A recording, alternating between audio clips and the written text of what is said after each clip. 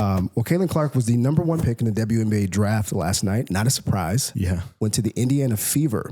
But from an entrepreneurship perspective, here's an interesting conversation. So her rookie contract is for 4 years, just under $340,000. Look at that breakdown. First year, she'll make roughly 76, 78. Second year, 85, close to 86. And then finish out the fourth year of the contract, just under $100,000. But from the entrepreneurship perspective, last year she made over $3 million as a collegiate athlete. In sponsorship, right? NIL. And so this makes me think about the fact that there are a lot of people building brands and influence online, and they don't all aspire to be owners of companies, but they do desire to work for organizations and leaders. But what I see when I see those numbers, I see failed leadership of the WNBA. That's what I think. Yeah, and you're talking about her income. Yeah. Like they couldn't even get her above 500,000. Right. And so the only thing holding the NBA, the WNBA, in the position is that they're the only one. Like if there was another organization that could pay significantly more to these women, these collegiate athletes, they would be destroying they would be taking that talent pool. And so I've just been reflecting on that over the last day of like a badly run organization will ultimately miss out on the best talent. Yeah. I mean, I'm going to play devil's advocate here, though. We looked at these numbers previously. The WNBA in comparison to the NBA, of course, makes what they do $60 million a year in total. Yeah, in comparison to the NBA, it's doing like $1 billion. So and they're supported $10 billion. Yeah, okay, 10. And they're subsidized by the NBA. Yeah, so I mean, I used this example before, but we were at a company where we were doing $100 million a year. Nobody was getting paid $500,000 or $1 million a year, right? So I think it is all relative, but I do think that the WNBA needs to figure out how to. Otherwise, why would you go pro? Exactly. Right? Like if I made $3 million last year, granted, she's probably still going to get those sponsorships, right? She will get those. Absolutely. Let me ask an add-on question to this or I guess provide some context I think it's Ice Cube's 3-on-3 basketball league. Are you familiar? Yeah. I believe he made her a substantial 7-figure offer. $5 million. Yeah. Wow. And to me, there may be some intellect by the WNBA where they're getting better talent because they got Caitlin Clark and Ice Cube's organization didn't, even though he was offering her 10 times more in 1 year than she's going to make in 4 here. Right.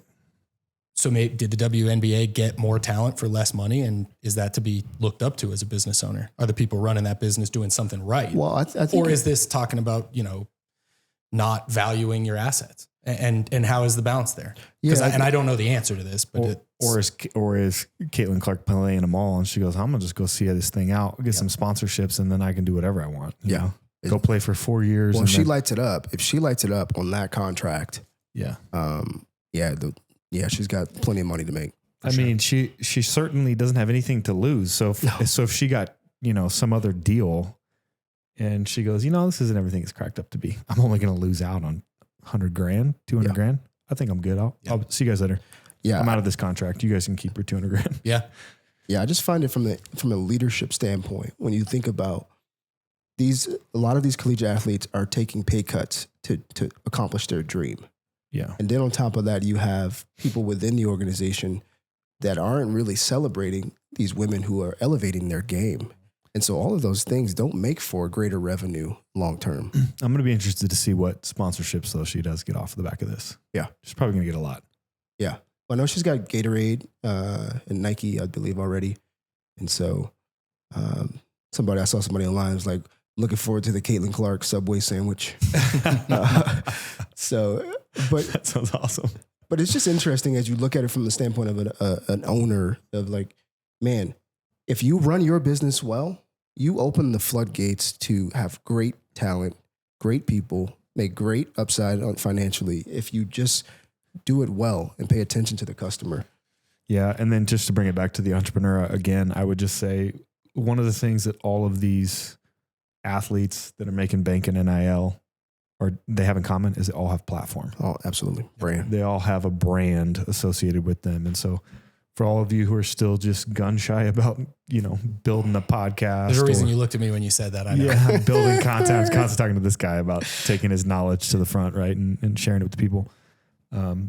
Being a I don't want to call you political pundit, but somebody who can cross the intersection, right, of like law and politics and American ideals, I think has a lot of merit. And you're a great writer too. So, but yeah, if you're an entrepreneur and you still don't think this content thing is here to stay, man, geez Louise, I don't know what else to do to tell you, to implore you to do that. And on the flip side, the companies that embrace their employees creating content right are going to benefit significantly.